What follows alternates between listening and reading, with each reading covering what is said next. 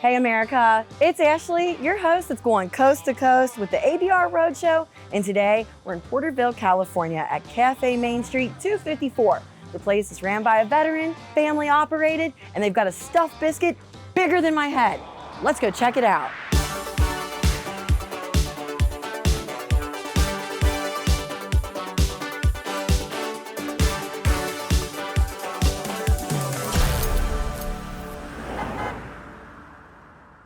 Back here talking with Michael, the kitchen manager. We're gonna make something pretty epic today. What are we making? We're making our in-house sausage, egg, and cheese stuffed biscuit. In-house sausage, egg, and cheese stuffed biscuit. Yeah, and it's pretty massive. Pretty massive. All right, let's get to it. Tell me about it. All right, so we have our biscuit mix here. First thing we do is take the biscuit mix and we take the bottom of the sheet paper. That way it doesn't stick when we put it down. Makes it a little bit easier to roll. 1 hefty scoop. More biscuit mix. Yes. Just get regular old water. Right, so that's gonna be pretty big. And more biscuit mix on top. Yep, just so it doesn't stick. All right, so after that, then now we come over here and grab, so these are our baked eggs. Baked eggs. Yeah, baked eggs. So cut this up.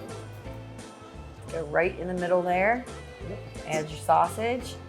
Yep, same thing with sausage.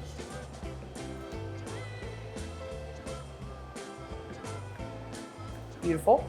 We get our mozzarella cheese. Can't forget the mozzarella. And then the hard part. Oh yeah, it's stuffing it. Yeah, because it can't be sloppy. I mean, you got to get it all in there. Yeah. Secure it. Or else it'll tear. Nicely done. And this is the part that most people are surprised about. Uh-huh. What are we doing? Goes right in the microwave. Microwave? Oh, well, we'll let that warm up in the microwave and we'll check back soon. Awesome. Whoa, look how giant this is. Covered in gravy. Talk to me a little bit about the gravy on top of here.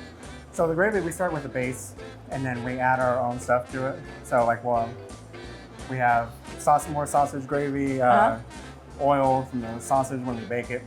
We'll add it to that as well along with our own ingredients. Okay, he's like, I'm not telling you too much. All right, so I'm gonna go for a bite here.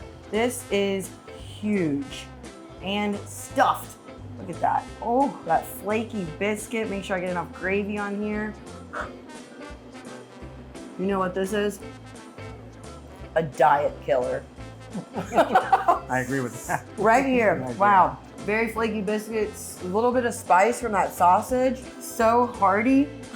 Should I try to finish this? Good luck. He said good luck. I know I have a couple other items out in the dining room to try if I don't finish this first. Alrighty? Alrighty. $5 if I finish it.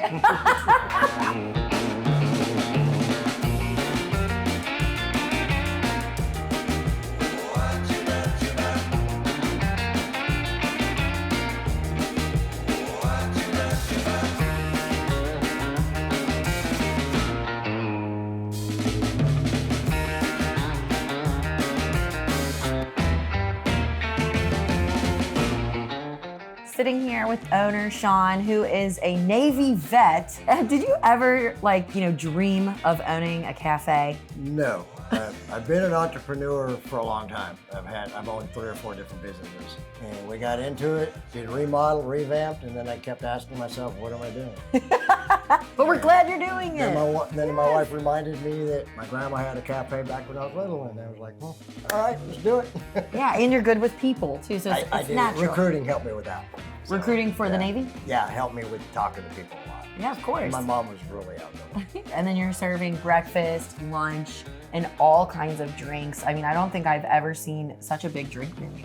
It got bigger and bigger, even though I kept saying that's enough, but customer would ask for something else and we'd add it to the menu because it would be popular. Which I think, speaks volumes of what kind of business you're running here and who you are. You're listening to your customers. They're like, hey, I want this on the menu. If it's good enough, you're like, yeah, it's on. We try to interact with them. My staff, most of them better than me because I'm getting old.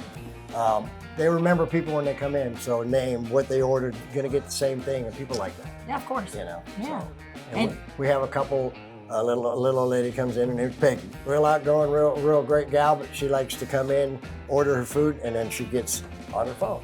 So we chat a little bit in the beginning, then we leave her alone. Let her do her thing.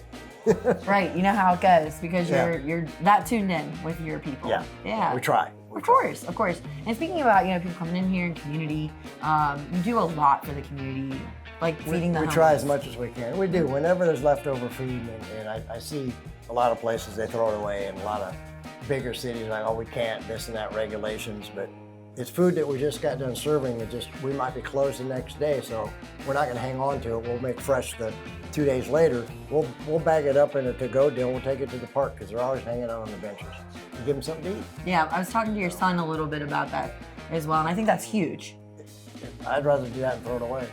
Exactly. Now talk to me a little bit about your staff and what it's like working with your son. Come on in. Come on in, that's how kind they are. Come on in. Pretty good. How are you? Oh, Frank. Yeah, so talk to me a little bit about, working with your son, bringing him into the business, and your staff. Yeah, well, probably wouldn't have happened when I talked with the wife to make the decision to buy out, when they said that things had happened in their family and they've got a daughter with some heart problems, and it was just becoming too much for them. And so I talked to the wife. She said, well, if you think we can do it. If not, we'll just cut our losses. And so I talked to him, and he wasn't working at the time. And I said, I'm not going to be able to pay you a lot. It's a family thing. I got to get it going. And he said, let's do it. And that's how we got it going. We came in, and we pretty much cleared out everybody that was here from the old staff.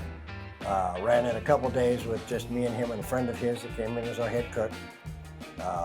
And we ran it until January that first year for 3 or 4 months. And the problems that we had with flow just weren't any good with the little tables. So we opted to close for 3 weeks. We shut it down. We papered everything off. We redid it all, redid the floors, new tables, new chairs, new arrangement, added some more color to the wall, and opened back up, and we double, triple, quadrupled what we had going before that. Amazing. That's why I know we need to expand again. Yeah, you're ready. I have been eyeing this That's sandwich. that one. Yes, what is the sandwich called? It's called the Habanero Bacon Jam Brisket Cheddar Melt. A mouthful. It's a mouthful I'm about both ways. Yeah, I'm about to have a mouthful. Wow, and what else on the sandwich? Onions, our habanero bacon jam, cheddar cheese, and the brisket. Gosh, and it's beautiful. Look at that. And we do it on artisanal bread because it's a better tasting bread, and it's also thicker, so it works better with the sandwich. Great, thicker. You are what you eat. Here we go. Oh yeah, the crunch of that onion, the tender brisket, the spicy but yet sweet jam. That was why we started using that. And we do still have a few people that don't, so we also have one that's the same thing without it. I'm literally like licking the jam off of the brisket. I'm not a spicy guy, but I'll eat that jam. Yeah, it's not too much heat. No, yeah, it's just perfect. Like my son said, it complements the meat. Compliments the meat. It sure does. What do we got here? All right, so that one is our BLT. I was kind of surprised that was the one that came up off of our little survey the most. Our BLT is different in the fact that we use a homemade pesto rather than mayo. But they can substitute it if they don't want it. But we've had so many people that didn't know of or didn't like pesto, but now they do. Now they do. It converted them. Right. Okay, well, I'll give it a try. I've never had a BLT with pesto. Well, you got me. That is good. Yeah, pesto, I had never dealt with pesto either until we started doing the stuff here, and I was like, I kind of like those. Yeah, it keeps it light. Yeah, it does. It does. Wow, that's so good. And then I mentioned all the drinks that you guys have. A lot of came from customers. And what do we have here? This one is what we call our strawberry latte. And it's one of 3 drinks that we make that actually has blended fresh fruit in it. We make almost like a milkshake over ice with some flavors in it along with the strawberries. And then we put our house cold brew coffee on it and then whipped cream with a little topping. Wow. And I know it's your favorite. Do I get to try it? Did Go you ahead. make it for you? Go ahead. Go ahead. I get them every day. Oh, yeah. The fresh strawberry? Yep. Ooh. Little chunks come up every now and then. Yeah, I love that's that part. good. All of it's so good. Well, I'm so happy that you and your son, you guys kept at it with this place. Keep it going. Well, is there anything else you'd like to add? Just my staff. I got a wonderful staff. 2 of them are not family, but they're like family. One of them, my manager, he actually lives with me and my wife. Good deal. Well, you got a good thing going here. We try. Yeah, We try. thank you. Love it. Thank you guys for coming too. Well, it was so great to hear Shawn's story. Oh my goodness, I'm so full. You've got to check this place out. And for a full list of other restaurants that you need to try, go to americasbestrestaurants.com. I'll see you out on the road.